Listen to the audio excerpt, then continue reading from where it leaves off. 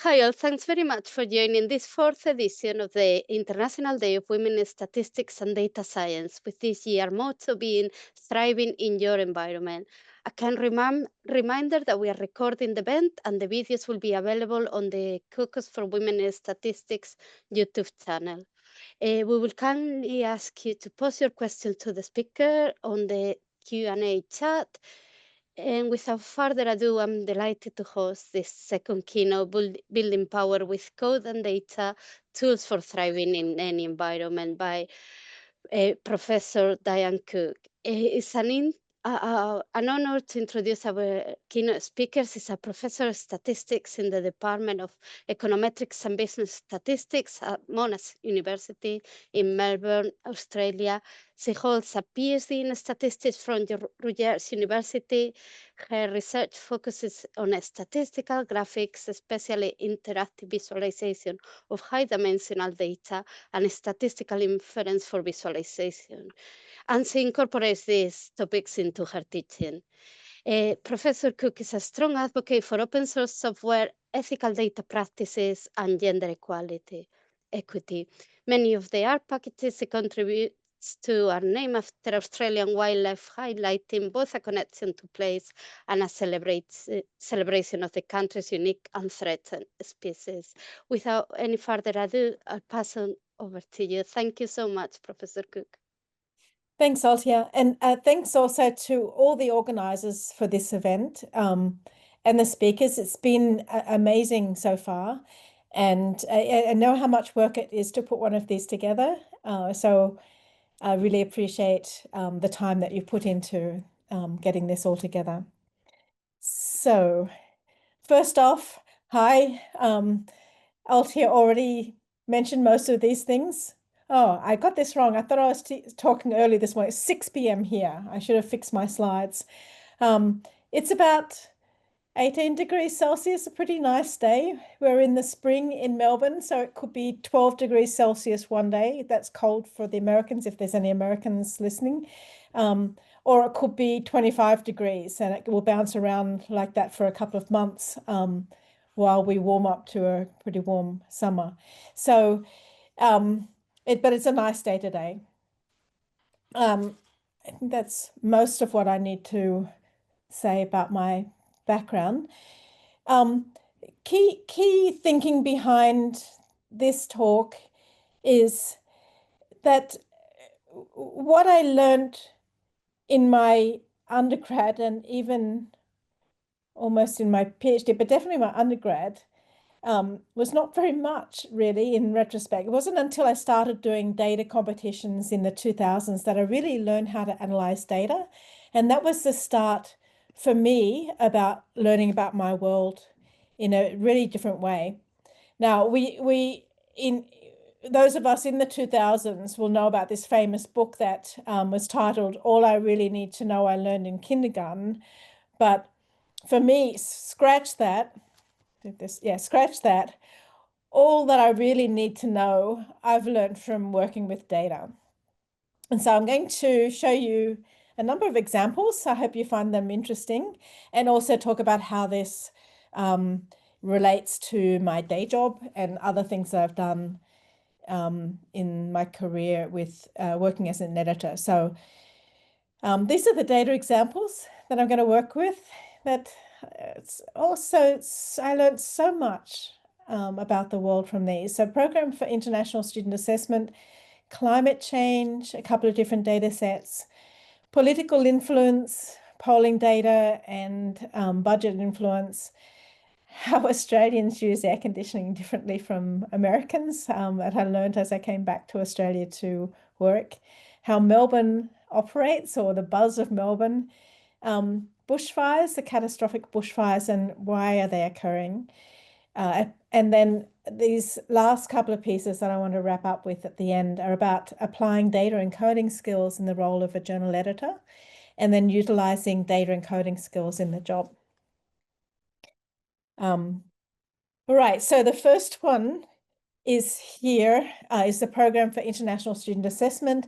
These are standardized tests of 15-year-olds that are run about every 3 years in large chunks of the globe. since 2000. And you can find information by going to the link here, the OECD. But my interaction with this data came from a data competition. In 2012, the data was made available for the USAR 2014 data competition. And that's where I started analyzing this data. By the way, if you want to follow my slides or see all the source code for the slides, the link's at the bottom of each one. So this data is available directly off the web page, a website now. It's quite big. So if you want smaller subsets or sort of a more managed amount, the Learning Tower package, our package, allows you to get some different subsets of the data and across all the time periods instead of downloading one data set at a time. So one of the interesting things that let's put my chat away, actually. One of the interesting things that I learned straight off was looking at math scores. And so what we've got here is a plot of the math score gap. And this is made in 2012, and the colors are a little bit stereotypical, I'm sorry. Pink for girls, blue for boys, and the points are sorted from the highest difference in favor of boys to the biggest difference in favor of girls down here. So that's calculated by taking the average score, weighted average score for boys minus the weighted average score for girls. And the lines along here correspond to bootstrap confidence intervals. So much of the time we hear boys are better than girls at math, and they always forget to put the on average in, but it's sort of considered to be so the norm that the scores tend to be better. But if you look at this data, Colombia has a big gender gap for math, but actually in this 2012 data, there's actually a lot of countries where there is no gender difference, and there's some countries where the gender difference is in favor of girls. On average, girls do better than boys in math. So that was quite interesting to me. I have a little tab here that's sort of what we learn about the data. We'll come back to that in a moment. But so if we plot that on a map, you can also see the geographic locations for those differences. And then if we flip it around and look at reading, this is the same analysis for reading scores. And the zero value is on the right here because the difference in scores in reading are universally in favor of girls on average, and the differences can be quite staggeringly large as well. So we can look at that on a map as well. So what I learned in 2012 was the world is pink when it comes to reading, and it is universal, whereas the math gender gap is not universal. And I think we hear more about that in the media these days. So it's becoming a little bit more broad. And actually, if you look at the data for more recent years, that math gap is becoming less and less in many countries. So I learned a lot about those standardized scores and differences in various different ways from looking at this data. So the math gap was one interesting finding, and that was sort of a myth buster for me. But there's some many other things that were interesting as well, that time spent out of school studying is important, but only up to a point, so up to a few hours. There's some advantage on average in the test scores for doing the studying, but then the average doesn't increase anymore. More TVs in the household. We think of TVs as bad, and definitely in the developed countries like Australia, the more TVs in the household, the lower the average math, reading, and science scores. But that's flipped in developing countries. those are sort of interesting quirks about differences between countries, from one country to another. So that was fascinating. I want to say one more thing about this particular data. What's returned to you on the web page is not the actual test scores from the students, but it is scores that are generated from a model of the actual data, so for privacy reasons. And so it really is synthetic data. We have tried to publish a paper on this for quite a while. We didn't actually manage to get anything published on this for various reasons, but the paper's there with all sorts of other interesting things. All right, next example. This comes from teaching a workshop in Sweden in 2008. So we're going to bounce around a bit time-wise. So in 2008, Hadley, Wickham, Heike Hoffman, and myself were asked by Peter Goodhawk to teach a workshop on data visualization, in particular with a spatial and maybe temporal component. Our workshop was titled this, Brain Candy, using data graphics to learn about variability and uncertainty in our world. And as part of that workshop, we provided a data set to the participants so that after, at the end of the workshop, towards the goal was for them to use the tools that we taught to learn about CO2 in the atmosphere. Well, I learned a lot from the students or the participants in that workshop. Here's one example picture made by one of the participants. Actually, it was remade by me just a few years ago. But so there's multiple CO2 sensors around the globe. And these are four of them. This one is at the North Pole. This one is at the South Pole, and in the middle is partway between. So this is California coast, I think, and different one to what I was looking at earlier today. I'm not quite sure where that one is, but these are ordered from north to south along highest latitude to lowest latitude. And the things that I learned here are the seasonality is different. So we've got them plotted separately here, and then you can sort of focus on each individual one. On the right-hand side here, they're overlaid. And what you see if they're overlaid is that on average, the CO2 is the same regardless of where you measure it. But in terms of from north to south, there's much more seasonality in CO2 in the north than there is in the south. And my understanding is that's to do with more deciduous trees in the north than more evergreen trees in the south. But it's so the seasonality is as the spring comes and the growth starts again, more CO2 is absorbed, and in winter more is released. So I learned a couple of really interesting things about our globe and CO2. I had at that time, we were hearing a lot about CO2 and how much we're doing to reduce the CO2 in the atmosphere. And so I had this really mistaken belief that CO2 was declining. It's not, it just accumulates. And that was something new to me. And the seasonality is just a curious, interesting detail. And then the last one, that doesn't matter where you measure CO2 in our atmosphere, pretty much is the same. And that's because our atmosphere is a great mixer for spreading the gases around. All right, next one on climate. And this is a few years earlier than the last one.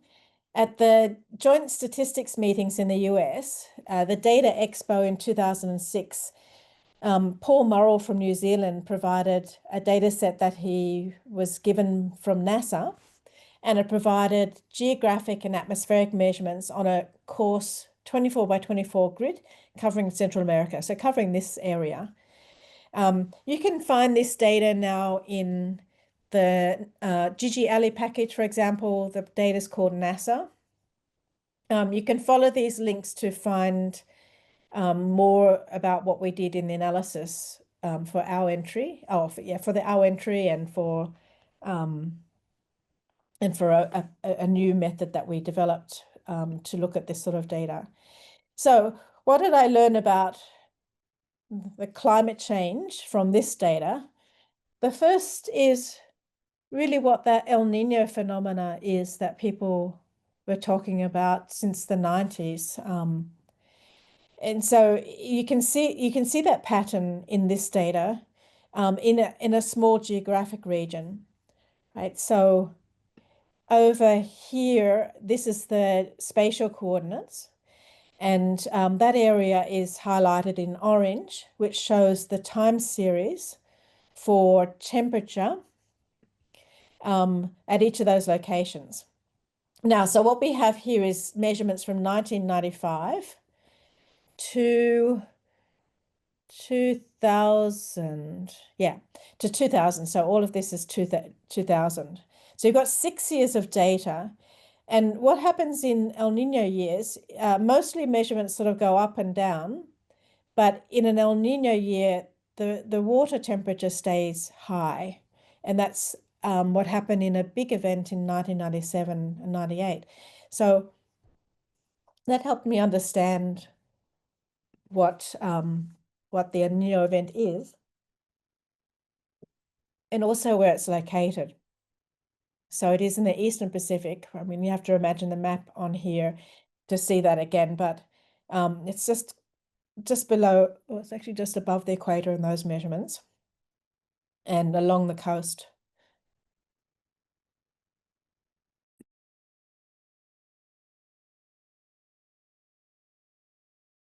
Looking at this data a different way, this is the method that we put together. It is an idea that's sort of been around for a while, but you can create these with some algebra on your data. What we've done is that in each location of the 24 by 24 grid is plot the time series in that location as a tiny little plot. This has been detrended data. So if you detrend the data, then you can sort of see that El Nino as a bit of a blip in the middle of the 6-year period. So that was one thing. That's looking at the data on a global scale. And then we rescaled each cell to scale locally. And what it pointed out was there is something funny in the high altitude areas of South America. So it told me a little bit more about the concerns for glacial melting. And we looked at some pictures of glaciers from history and from recent times in that location to follow up on this data set. And they have retracted. Okay, next example about politics. And this one was just because you could. So polling data in 2008, the 2008 election data was readily available leading up to the election. That election was famous because it was the one where Nate Silver, who then developed the 538 website, rose to prominence as being predicting the result better than anybody else. Again, you can look at our analysis by going to the link here. And this is just one example of the things that we plotted. So it's a bit of a messy chart, really, but what we've got is days leading up to the election. The election is in early November. And so this is running from July up through November. Each dot is a poll. Now, we're not giving any confidence bands on there, but we could. And another part of the polls gives the sense of the margin of error. But here it's just looking at, just using a dot for a single one. We're looking at the difference between the two primary candidates. In that year was Obama versus McCain. And so the dot's a poll. The color of the dot are the pollsters. And so there are quite a few pollsters operating in the US in those years. They do change from one election to another. But in that year, these were the main ones. And and pollsters that only did 1 or 2 polls were dropped out. So color indicates pollster. And then overlaid on the whole lot was a low S smoother to see what sort of on average the result might be. The big blue dot at the end is the final result. So I would say that based on this chart, the final result was pretty close to what the polls were predicting on average. But the interesting aspects of this chart is pollster bias. And so one thing that I hadn't realized, I know we'd expect to see some variability from one poll to another. And we can see that like with the orange group, it's quite varied. The orange one is Gallup, a famous pollster, Gallup. Their polls vary a lot. Then there's the light blue one. So I can do that. The light blue one up here is daily cause. And daily cause are always higher than the average line. So that's a bit of a clue that daily cause polls, you might need to think about them as overestimating the result in favor of Obama in that year. Actually, this is the magic that Nate Silver used to get good predictions. He had previously worked out some pollster bias, I think, and so adjusted the poll result depending on the pollster to try to remove that bias. You'll also see the pink one, I think. This is Rasmussen. The pink one tends to be a little bit below the line more often than it's above. They were also a polling agency that had gotten into trouble in the previous election for producing results that were too favorable for the Republicans. Here it looks like they've tried to sort of adjust themselves some, but they still tend to be a little bit biased towards the other. So that was pretty shocking to me, being I thought statistics was about trying to find, you know, what the truth is, and do an accurate estimate. But a number of the pollsters in this innocent time in the 2000s were even then using polls as a political vehicle, reporting results favorable for one side or another side. So many polls really are a political influence as opposed to actually trying to find correct result. Next example, similarly to, this is sort of political as well, but this is from a data competition for InfoVis in 2005. That conference released data on technology companies. So roughly 85,000 technology companies between 1989 and 2003. And the reason for that is that was a major period for a dot-com bust.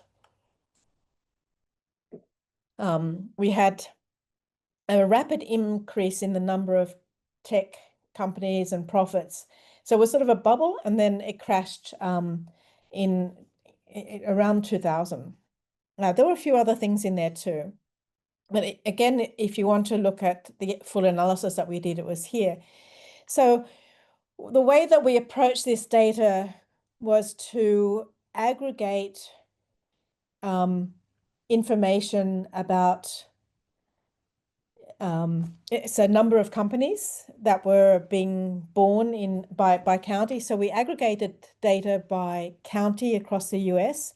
And these plots here are showing the density of new companies being appearing in different time periods. So we have between 92 and 93, we had some hotspots of company activity. Down here in 95 to 96, there was a big hotspot down in Florida. And by Googling just public information about disasters, there's a suspicion that really those hotspots may be due to economic activity after a natural disaster. And it was a way to use public money. Here's another aspect of that data that has a political connection, although the previous one also is a potential policy decision of a way to distribute government funds. This is the data for every county. So one line here corresponds to every county in the USA over time. This is a picture from the old software Gigobi that we used to work on. And so back from 1989 through to 2003, and here's the tech bubble. So you see mostly there's this sort of big increase. So just before 2000, and then you'll see some drop. So that just means that in that county, the number of tech companies increase, and then it dropped after that point. So that pattern actually, so if you look at these in the map, these are all the different counties in the USA. So there's a lot of lines in these plots. Most of the data is sort of down here, really small number of companies, as you might expect. But on analyzing that data, this one marked here is the only county in the USA, the only single county in the USA where the number of companies kept increasing through the bust of technology companies. And it's down here in Texas. If you look at some other information about that county, number of employees, sales, and products for the companies, you can also see some other information about it. But what's special about that? Of course, then you have to go and dig into what's special about that county. That county was a county called Harris County. And that was the home of George H.W. Bush. I should have said H.W. Bush, I think maybe it's it is George H.W. Bush. I dropped the W out, but G.H. Bush, the older Bush. And that's where his household files their tax return. And the interesting thing is that most of the new companies that were appearing were all energy tech companies. That gives some hint that there's some political connection or advantage of maybe launching a company near that ex-politician. All right, next example, electricity use. In 2015, I moved from the USA to Australia. And in 2018, 3 years after I came here, the Victorian government said, hey, if you download your energy data from your provider and load it up into our website, we'll compare your data with all the different providers and say what one would be the most cost effective for you to buy your electricity from. And if you do that, we'll give you $50 bonus. So I thought, okay, I'll download my energy data. I thought that sounds pretty interesting. I can do that, but I'm not just going to leave it to your website to analyze it. I'm going to analyze it myself. And I also talked 3 of my friends to download their data as well, Claire, George, and Natalia, to download their data, and then we could take a look at their data. This is actually an example that I also used in my intro to data analysis class, and half the students were very, very popular with their parents for getting the $50 bonus payment by downloading their data and analyzing it like we did. So this here is what we call a calendar plot. It's part of the sugar ants package in R. And that means it's laid out like a calendar. And I've just got January measurements. So it's just January. And January 1st was a Monday. And January 31st was a Wednesday. And so what we're looking at is the energy use, I think it's kilowatt hours, on each day of January in probably 2018. It was probably the 2018 data that I put together. So the calendar plot is just, it's a layout that matches our regular calendar. Yeah, this is me, by the way. And by the way, January is our hot month. So January is our summer. So that's the time when we might put the air conditioner on. And this is George. Yeah, that's who is currently our head of department actually now. And this is Natalia. I think you can see all sorts of interesting things about people's energy use. But the big thing that I noticed and was horribly embarrassed about is look at how much energy I use compared to everybody else, assuming the same scales, right? But I have pretty high usage values. And well, Natalia, for example, hardly uses any at all. She's got a small amount of energy usage in the evenings. So that's over the course of the day. And so those little peaks are in the evening hours. George was away for a few days at the end of January by the looks, and so there was no energy use.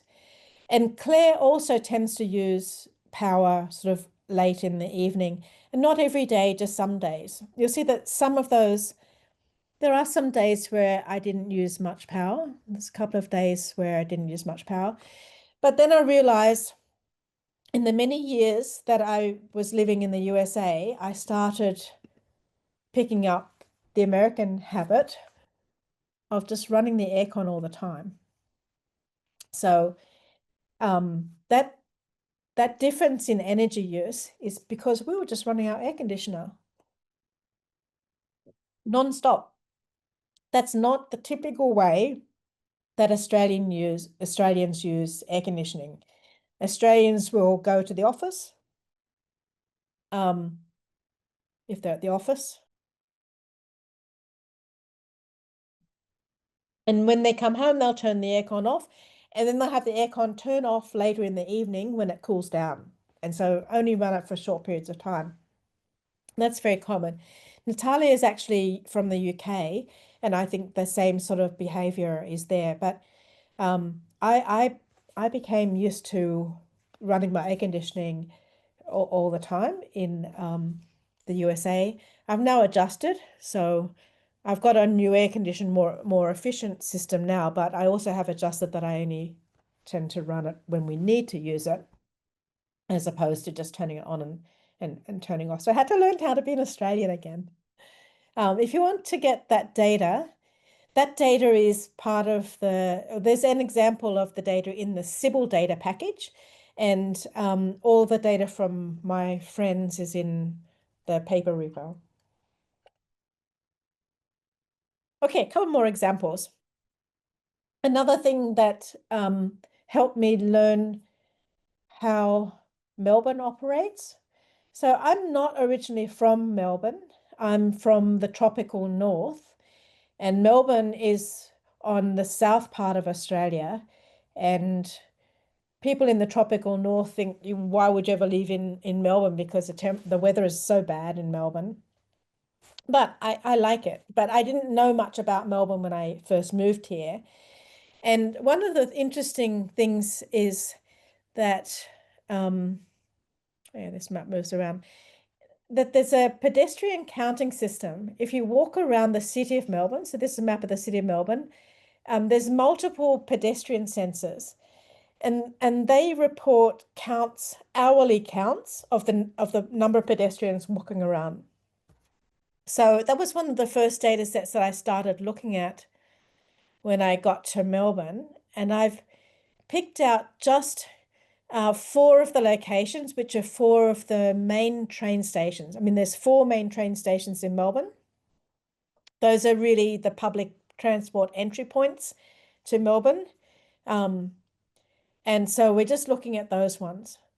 So if I plot that data, and just a smallish subset, but what we've got now is we've got hourly counts.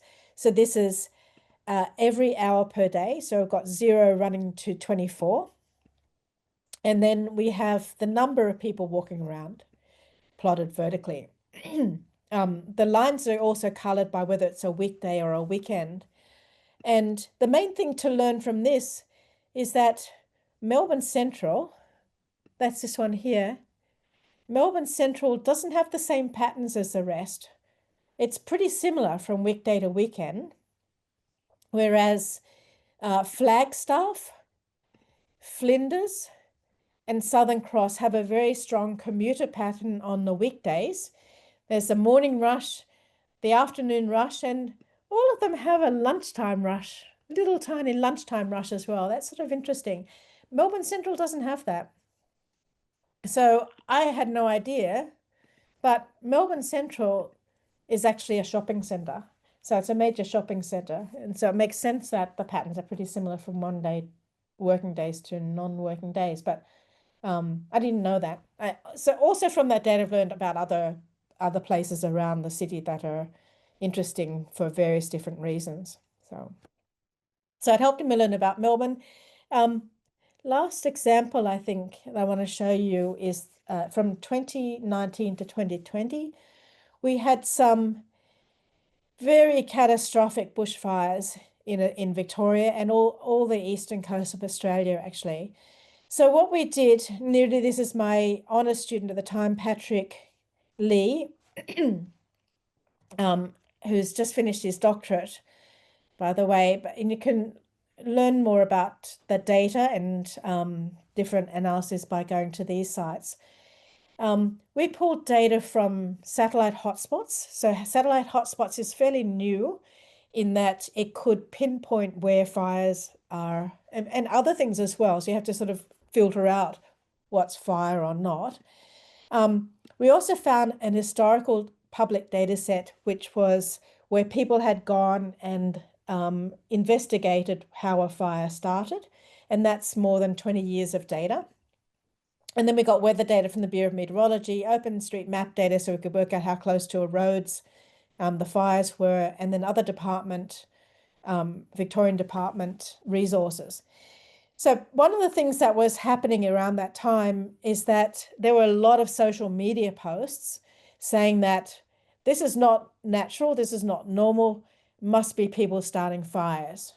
So we took all of that data and trained a model to predict the cause for each hotspot, where each hotspot is, I don't know whether I can reset this, where each hotspot is just the start of the fire. We actually had a mechanism to work out which one, when the fire started.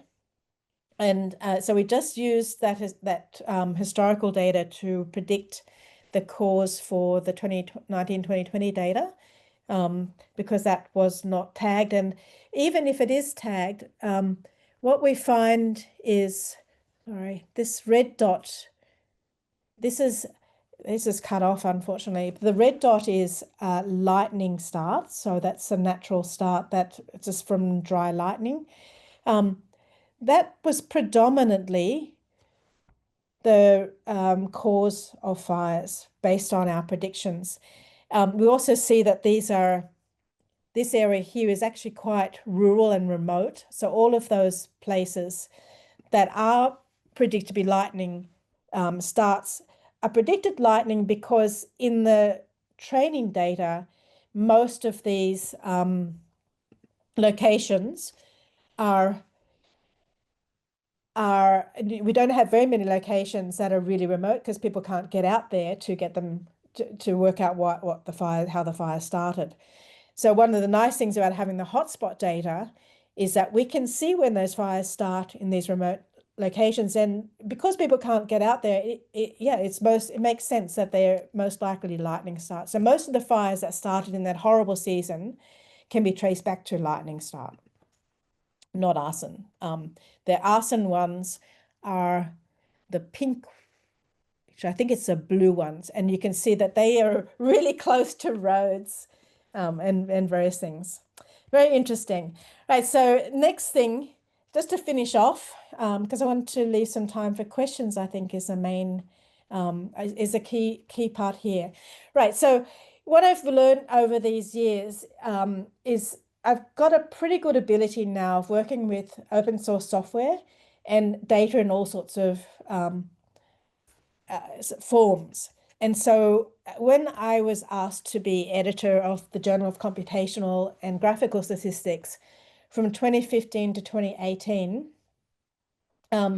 what I did was in writing an annual report for the journal, I got all the logs from the database for the journal.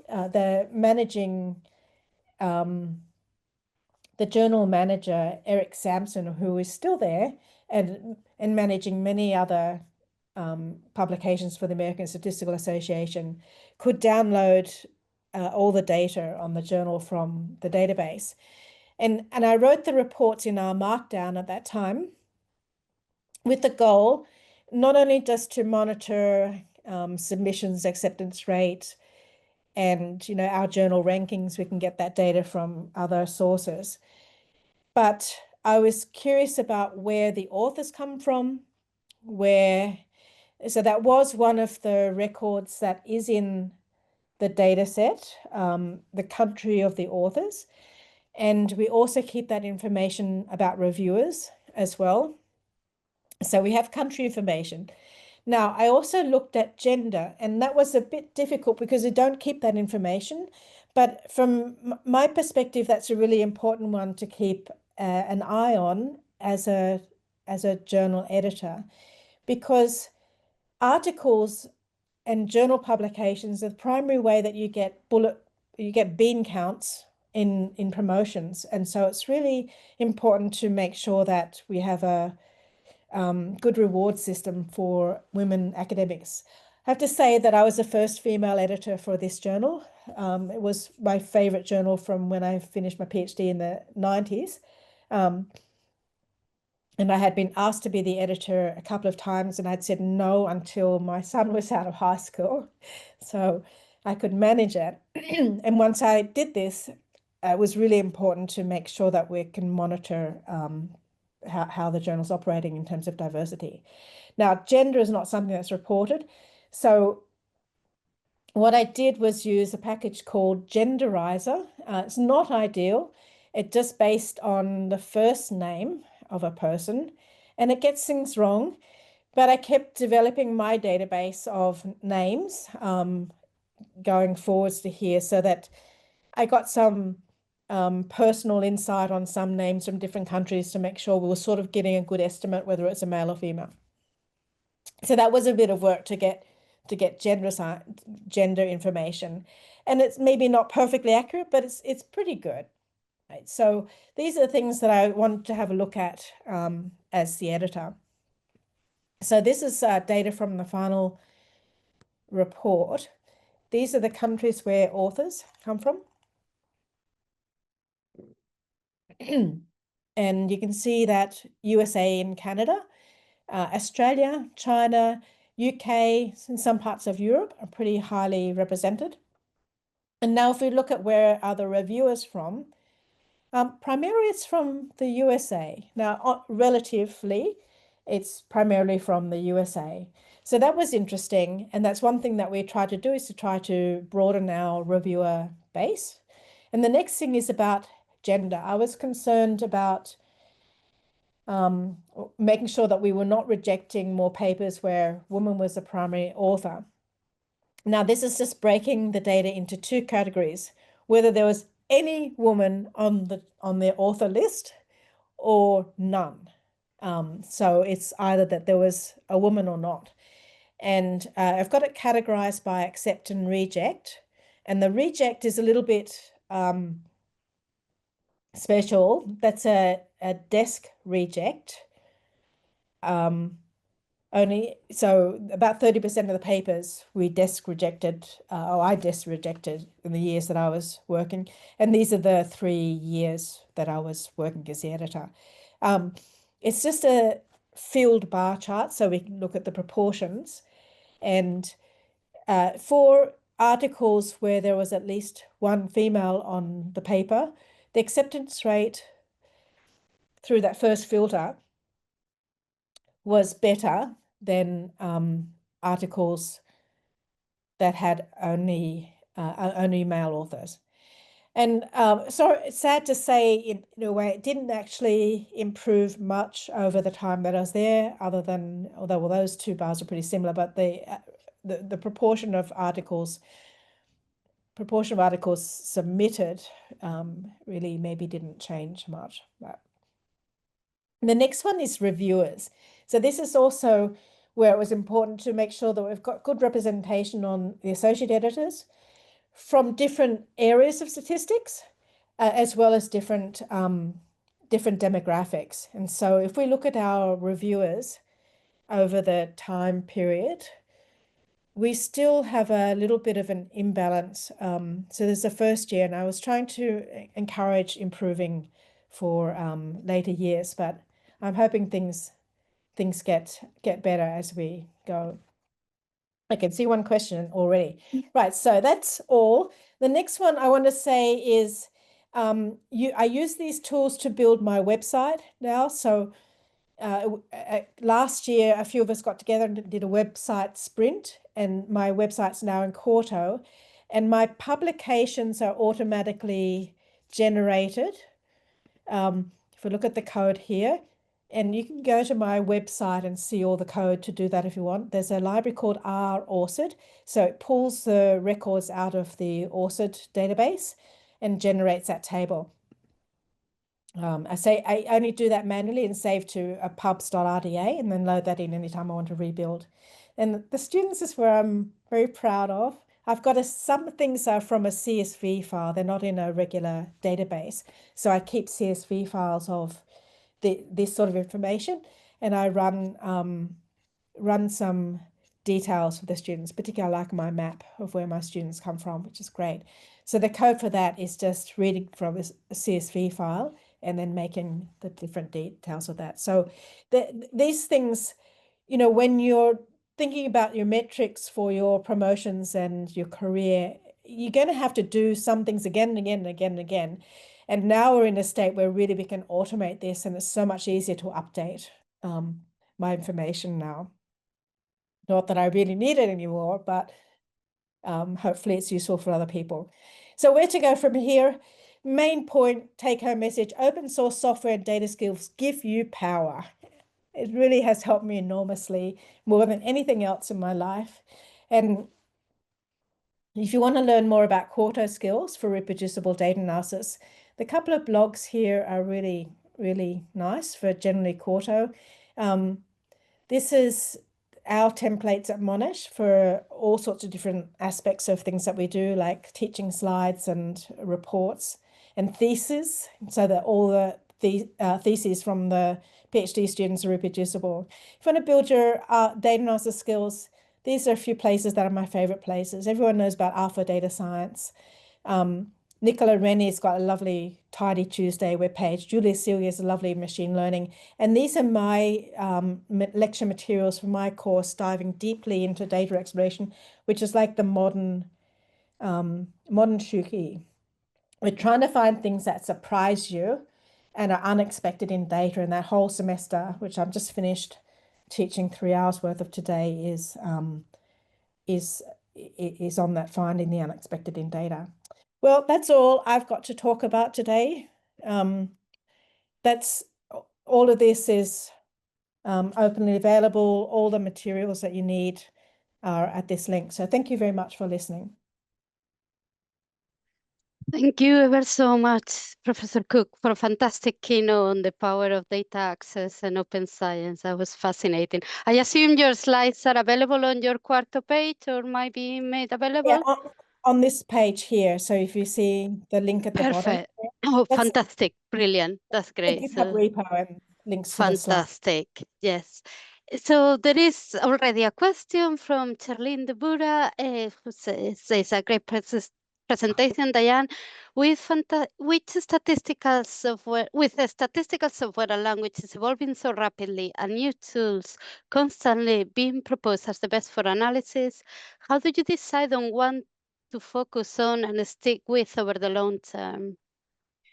So the truth is, I would say that things have stabilized now, actually, and I've had to change my system many times over these last 30 years of my career. And the main thing is what you learn in one, usually you can port to the next one. And so you might have to redo a lot of things, and that's painful. But the current technology in my current ecosystem is still R, and it's the Quarto for all of my papers and lecture materials, and yeah, any sort of document. I have to I have yeah, so that's and GitHub. So GitHub for collaboration is really the standard, and it's so reliable that I don't see that disappearing for a while. The big dilemma that everyone talks about today is R and Python. My view on this is we're lucky to have both. And main reason that I use R and I use that for teaching is it's much easier to teach thinking about data analysis. That's great. Particularly with the tidyverse. I mean, I am absolutely locked into the tidyverse because it allows some really careful, logical, clean thinking. Everything that I do gets put onto a GitHub repo, so we've always got some permanent record. And anything that I write is written with Quarto, so the code is right there, and I can redo things later. That's the main thing, I think. I've got lots more I could say about that, but maybe I'll stop that answer. Okay, there was someone wanted to speak. Could you please show your question on the Q&A chat, please?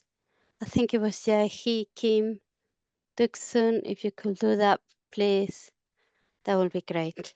In the meantime, I do have a question myself, and I'm amazed with all your work and all the efforts you make to make your work available, open science and so on. But yeah, I just wonder how to account for all these open practices when applying for funding and so on. It's quite is relatively easy once you've got the system and the processes in place, but when you are starting, that obviously takes a lot longer time, and it's difficult sometimes to account for this percentage of time when you're building a funding proposal or so on. So any recommendations on that, how to streamline that would be great. Yeah, I'm not sure I've got an answer for that one. Look, I think if you've got a good foundation, it sort of supports everything that you do. Mm-hmm. A key aspect of all of this is that it needs to match the metrics that you're evaluated on. And we still have a bit of a gap there. I think journals are getting better at making sure that papers are reproducible, but there's still not enough attention paid to that. You can get away still with not having perfectly reproducible articles in a great journal. Promotion metrics should give you credit for these aspects of your work because it encourages good science practice, but most don't. We have worked hard at Monash to get software recognized as bean counts, and you can get quite a few bean counts for your software, and so that the younger faculty today. So what you do in your own work, if you have your ecosystem together, will make other things easier. but you also need to pay attention to the metrics of the different organizations that you are submitting to or being evaluated from, and working and fighting for improving that and evolving that is worthwhile down the road. Even if it doesn't help you, it's going to help someone like you later. Thanks very much. That's very helpful, and I think it's inspirationally really motivating to pull the effort to start with, and then hopefully everything becomes a bit easier. I'm not sure, Cynthia, did you want to respond to the question before? Oh no, sorry, that's okay. Are there any other further questions? Jay, he has managed to post his question. Oh, sorry. Okay. Yeah. Making papers and websites is encouraging. How can we increase networking in academic worlds? Could you recommend some specific way? Well, I think main thing, I'm not quite sure what you mean by networking in academic works. I think it's really important to go to some of the main conferences. For me, things like USAR is really important. Also, the POSIT conference is also really valuable because you get to meet other people with similar interests, and that's also where it's a place to hone your skills in that. And then that builds your network in terms of expertise in working with open source software and working with data skills. So I sort of gravitate more to those conferences more than very specific discipline area ones where there's not necessarily collaborative practices playing a good role, but it's still being involved in those in-person conferences generally is good. I could also say we do a lot of things locally that build community. So our group runs a hackathon each year if we can afford it. We rent a big house somewhere for 2 nights, and we list a whole bunch of projects on GitHub issues, and everyone signs on to work with some others on a different project that's not typically your own project, own research work. It's something that's going to broaden you. So that's really important. We also run our own conference fairly often called Workshop for, organized by the Monash Business Analytics team called Wombat. And for that, we aim to bring people from government, from industry, and from academia together to talk about new open source software, new data challenges, all sorts of things that affect our day-to-day life and everyone's day-to-day life, to try to encourage some community. So I think often locally, small things is important, but also the big global effort for getting out of your local domain into the broader global community can be done by going to conferences and joining things like Our Ladies is an amazing organization. Coming to events like this is fantastic, even though it's sort of more of a one-way street. It gives some community. You get to know some people that you will make an effort to look up at some point when you go to a conference. Hopefully that helps. That's great. Thank you ever so much. I'm afraid our time is over and we'll need to pass on to the next session, but we wanted to thank you again, Professor Cook, for a fantastic keynote. Thank you. And yeah, thank you. Have a lovely day, everyone. Bye. Bye. Thank you again.